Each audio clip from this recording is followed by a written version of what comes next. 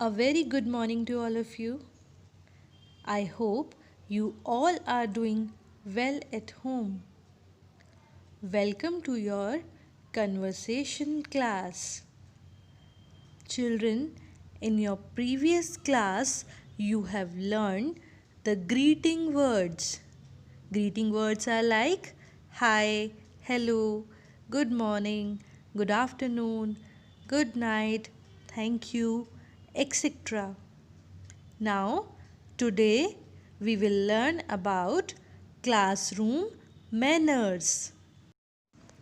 Dear children, we have to follow certain rules and regulations in the class. I will tell you about them one by one. So let's start reading the classroom rules. So let's start reading the classroom rules. Arrive on time. Before entering the class, we should take permission from the teacher that ma'am, may I come in? And always arrive on time in classroom. Okay, next point. Enter or leave the classroom quietly. Take care, children. Whenever you are leaving the class, you should stay quiet. Quietly, you should enter or leave the classroom. Alright. Next point. Listen carefully. Whenever your teacher is teaching you in the class, you should listen her carefully. Okay?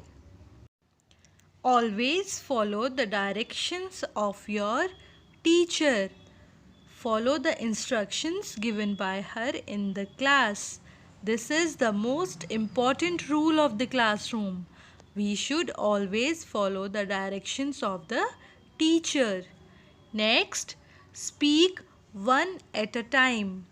In a classroom, we should always take care of this, that one should speak at a time so that teacher can listen carefully to each and every student.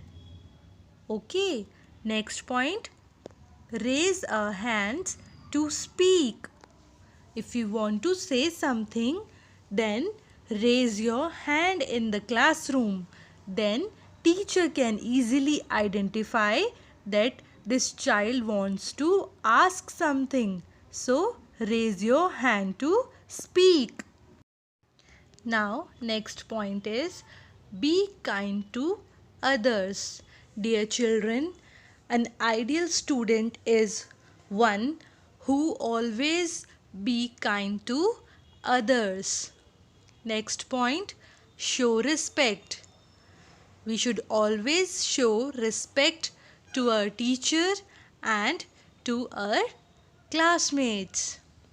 Next, be helpful. This is the most important classroom rule, children. We should always help each other in the class. This is a very good manner. We should always help one another. Next point, keep the room clean and tidy.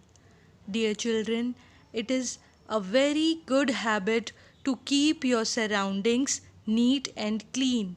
So take care of the classroom, that your classroom is neat and tidy. Now come to the next point. Save food. Do not eat food in between the class. Okay children, we should always take the lunch after class whenever lunch period is there. Don't take the lunch or food in between the class.